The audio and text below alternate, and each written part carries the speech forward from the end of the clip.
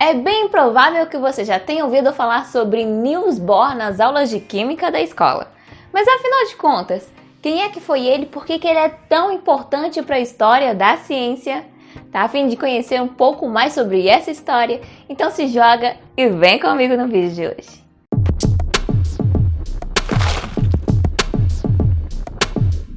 Ei pessoas lindas! Meu nome é Flávia Santos e no vídeo de hoje nós vamos finalizar a nossa sequência de vídeos sobre o desenvolvimento dos modelos atômicos com Niels Bohr. Mas antes disso, não se esqueça de curtir o vídeo, se inscrever no canal para ficar por dentro de tudo que rola por aqui e compartilha pra geral, hein? E aí, já fez isso? Então bora começar! Tudo começa na Dinamarca no ano de 1855 com Christian Bohr, um professor de fisiologia da Universidade de Copenhague, e Ellen Adler Bohr, vinda de uma família rica, judia, proveniente de bancos e política. Casados e com uma única filha com o nome de Jenny Bohr, eles trazem ao mundo Niels Bohr, nascido em 5 de outubro de 1855. Niels cresceu na cidade de Copenhague, amando futebol, e chegou a jogar como goleiro pelo clube de futebol de sua cidade, juntamente com seu irmão mais novo, Harold. Niels frequentou a escola latina Glamour Hall, começando aos 7 anos de idade. Aos 12 anos, entrou no Sorden Gymnasium, onde estudou Humanidades e Ciências. Em 1903, Bohr entrou para a Universidade de Copenhague como aluno do curso de Física. Ele também estudou Astronomia, Filosofia e Matemática. Ainda na faculdade, em 1905, ele participou de uma competição patrocinada pela Academia Real Dinamarquesa de Ciências e Letras, para investigar uma forma de medir a tensão superficial dos líquidos. E para essa competição, Bohr fez uma série de experimentos no laboratório de seu pai. Isso porque na instituição de ensino onde ele estudava não tinha um laboratório de física. E Niels Bohr não ficou restrito apenas a fazer o que foi pedido. Ele incorporou melhorias na sua resolução e entregou o projeto na véspera do final do concurso. E acabou vencendo a competição. Um tempo mais tarde, ele escreveu um artigo com uma versão melhorada de seus resultados e enviou para a Royal Society de Londres, que foi publicado na Philosophical Transcription of Royal Society. Seu irmão Harold foi o primeiro de seus irmãos a conseguir o título de mestre em abril de 1909. Niels também conquistou seu título de mestre em Teoria Eletrônica dos Metais em janeiro de 1910. E no ano seguinte, obteve o título de doutor em Filosofia, onde elaborou sua dissertação através de uma profunda pesquisa literária e acabou concluindo que a teoria eletrônica não poderia explicar completamente as propriedades magnéticas dos metais. Sua tese foi inovadora, porém o fato dela ter sido escrita em dinamarquês, que era uma exigência da Universidade de Copenhague naquela época, acabou fazendo com que ela não chamasse tanta atenção assim fora do país. Ainda em 1910, Niels Bohr conhece Margaret Norland e acaba se apaixonando. No outono de 1911, Bohr muda-se para Cambridge, na Inglaterra, onde trabalhou com John Thomson, e em 1912 começa a trabalhar no laboratório de seu professor Ernest Rutherford. O mesmo do último vídeo sobre os modelos atômicos na cidade de Manchester. No ano seguinte, Bohr publicou um artigo sobre os raios alfa na Philosophical Magazine. Porém, nesse mesmo ano, ele começa a se dedicar aos estudos sobre a estrutura do átomo a partir da descoberta do núcleo do átomo por Rutherford. Vimos no nosso último vídeo que o Rutherford descobriu que o átomo é composto por um núcleo de carga positiva e que os elétrons de carga negativa ficam girando em torno desse núcleo, como se fosse o nosso sistema solar. Mas daí vem um probleminha. Já ouviu aquela teoria de que os opostos se atraem?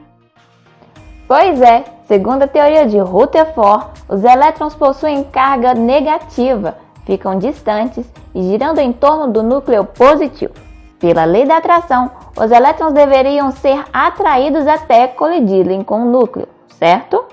Isso nos levaria ao modelo de Thomson, que dizia que o átomo era composto por uma região de cargas positivas e os elétrons bem grudadinhos nele.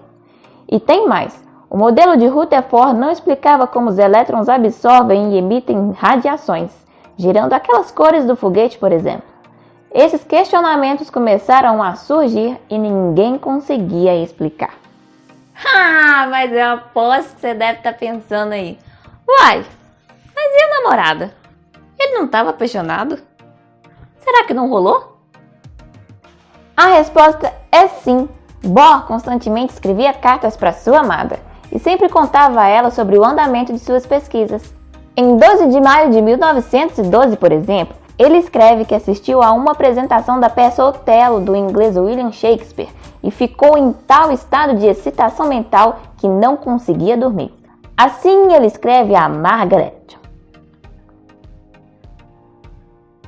em meus pensamentos errantes e sonhos sem nexo, sinto o tempo todo que há algo crescendo em minha mente. E no dia 28, Bohr afirma: creio que talvez tenha resolvido uma coisinha. O que posso fazer com isso e o que pode decorrer daí, não sei em absoluto. Junho, julho e agosto, no ritmo frenético, Bohr trabalha até concluir que não é o modelo de Rutherford que está errado. São as leis da física clássica que não se aplicam aos fenômenos atômicos. Ele avança seus estudos pela física quântica e, através de alguns experimentos, chega à conclusão de que o elétron não emite nenhuma radiação permanecendo na mesma órbita. Essa emissão de energia só acontece se ele saltar de sua órbita para uma outra. Outro detalhe é que o número de órbitas não seria infinito como pensado na física clássica. Na verdade, esse número de órbitas é bem restrito, sendo que cada uma delas teria uma quantidade de energia bem específica para os elétrons. E ao olhar para os espectros de luz visível obtidos, cada emissão de energia do elétron ao voltar para sua órbita era representado por uma linha luminosa do espectro. Com essa revolução na física, Bohr, aos 28 anos, se torna muito famoso e prestigiado. E depois de tantos estudos, ele volta para a Dinamarca em 1913, renuncia à sua filiação à Igreja da Dinamarca e se casa com Margaret, numa cerimônia civil realizada na prefeitura de Slesvig, na Dinamarca. Ao longo da sua vida de casado, eles tiveram 6 filhos. Em 1920, foi nomeado diretor do Instituto de Física Teórica em Copenhague. E em 1922, recebeu o Prêmio Nobel de Física por sua descoberta revolucionária. Bohr não parou por aí. Escreveu o livro The Theory of Spectra and Atomic Constitution, estudou uma série de assuntos como estrutura dos átomos complexos, radiações X, variações das propriedades químicas de elementos químicos e núcleo do átomo. Além disso, ele estudou os fenômenos de fissão do urânio, que nós já explicamos no nosso vídeo de usinas nucleares, e percebeu que se o átomo tivesse o seu núcleo rompido, isso poderia liberar muita energia atômica e que isso poderia ser utilizado em consequências militares. Preocupado com essa conclusão, Bohr foi para os Estados Unidos e se encontrou com Einstein e outros cientistas na Universidade de Nova York para discutir o problema, junto com Enrico Fermi, que também chegou a essa mesma conclusão. Em pouco tempo, os laboratórios mundiais confirmaram essa previsão, o que levou ao projeto Manhattan e à trágica história da bomba atômica. Ainda nessa época, uma fase difícil e complicada começou na vida de Bohr: a ascensão do nazismo na Alemanha. Por causa disso, ele passou a trabalhar ativamente na ajuda aos cientistas de origem judaica perseguidos pelas leis racistas de Hitler. Em 1940, a Alemanha ataca e domina seu país.